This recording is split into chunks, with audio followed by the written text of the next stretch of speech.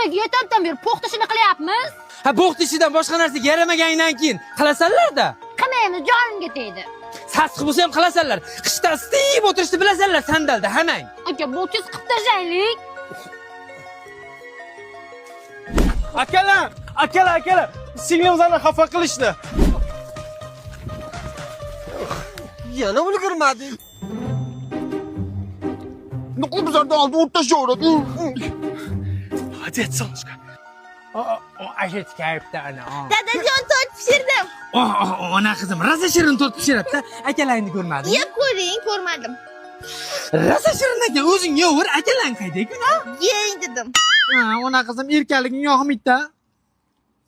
Loydan ham shirin chiqargan tort 3 kundan beri loy yeyapman. Oshmasin. Nima uchun men qilishim kerak? Sen ishing bo'lgan aka, o'zing tozalasan-da. Bu solishga emas. Kim qildi unda?